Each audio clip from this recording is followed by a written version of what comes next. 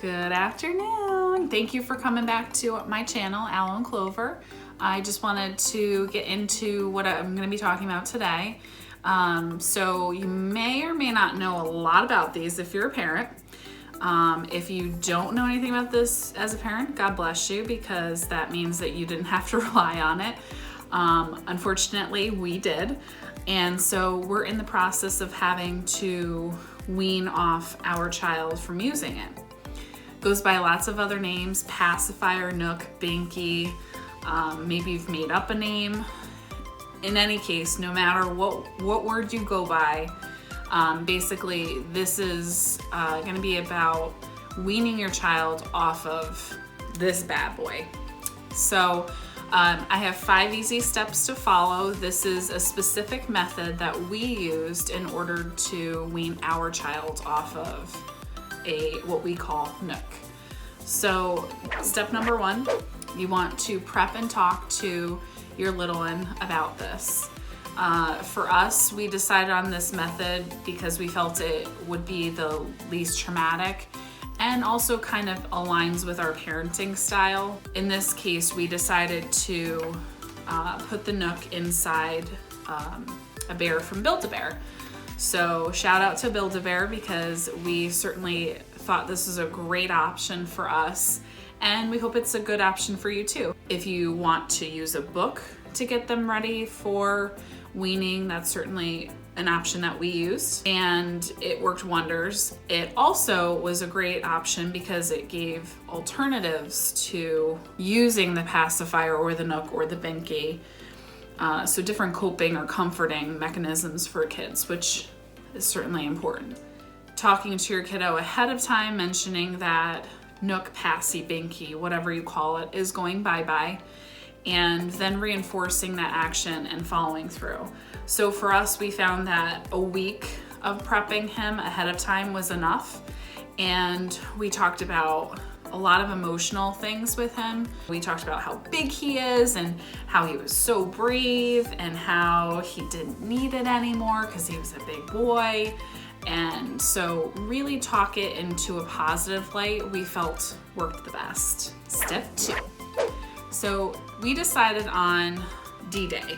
So you'll want to look at the calendar and you'll want to pick a day when you can afford more time to put your child down for a nap or for bedtime. I would suggest starting with nap time with no nook or pacifier, just because then you have a little bit more time to get ready for bedtime. Pick a day when your patience is in full supply. I cannot stress this enough.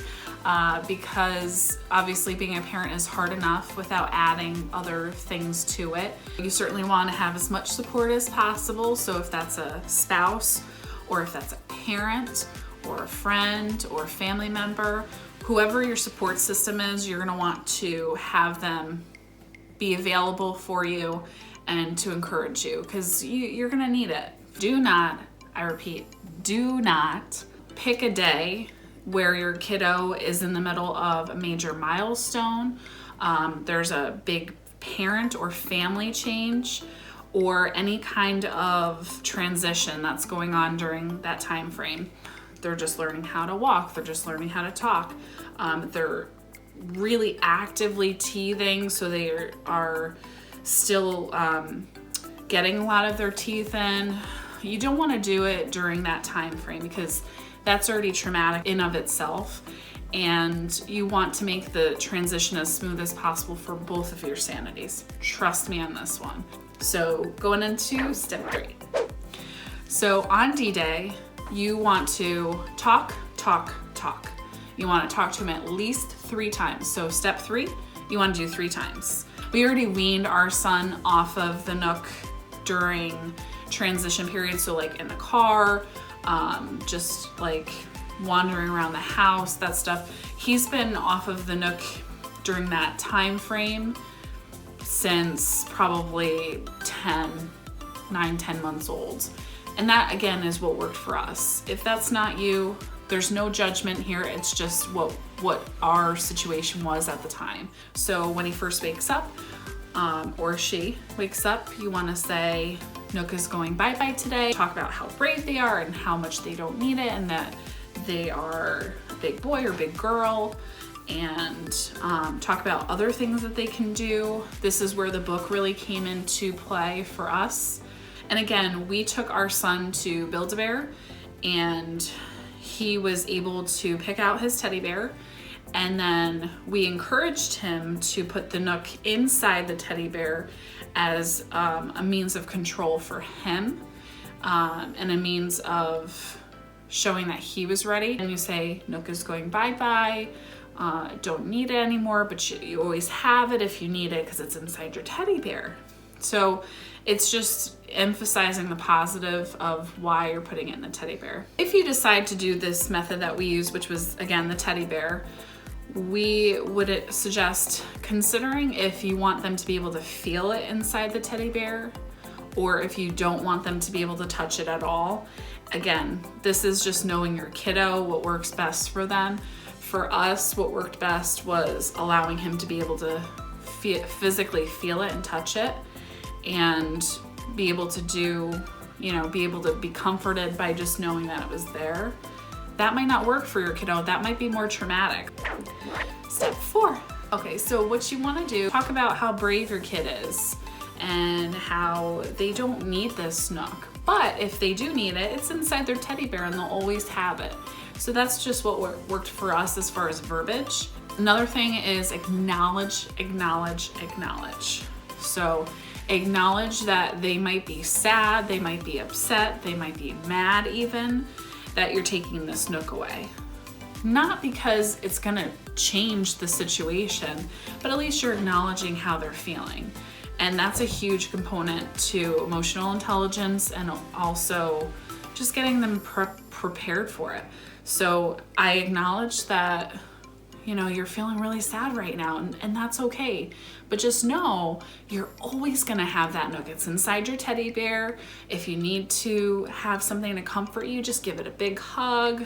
Talk about how proud of them you are. Talk about how you can give them lots of extra hugs. Hugs are always available. Step 5. So once you decide that you're gonna take away the Nook, whatever day that is, be consistent. Actually do it, follow through, because your kid is relying on you to be consistent so that she can trust you, that you do what you say you're gonna do, and also so that they can anticipate these situations and it doesn't lead to added stress or anxiety for either of you. If you find yourself super frustrated by this whole process, they're crying a lot, they're whining, they're saying Nook, Nook, or Passy, Passy over and over again, and they won't get off of that topic by deflection, distraction, whatever the situation is, don't be afraid to take a break and put them in their crib where they're gonna be safe.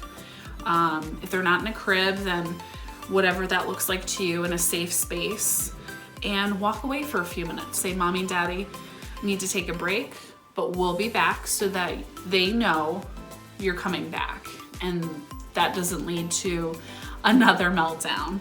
Be patient, patient, patient. I can't stress that enough. I'm certainly not a perfect parent by any means, but definitely I've gotten better. Just want to make it a positive experience. Again, extra TLC, tender love and care, lots of hugs, lots of kisses, lots of understanding, lots of patience. Those are going to be your big things to bring to the table to help your kid be successful quickly. Just a side note, something that we noticed with our kid, certainly not something that happens probably with every kid, but with our kid, we noticed that he doesn't sleep as much since we took away the Nook. So that is a consideration. You want to make sure that you're prepared for that as well as they're prepared for that. Maybe that looks like putting them to bed a little bit earlier at night so that they are getting the sleep that they need and they're not getting overtired. I'm just a parent looking for an avenue to help you, to help myself. So again, put in the comments below if you have other suggestions, if there's other parenting videos that you would love to see because you're really struggling with something. All right, so thank you so much guys for watching today. I really appreciate it. I know that there's a lot of content out there that you could be watching, and I certainly appreciate that you've taken the time out to watch this content.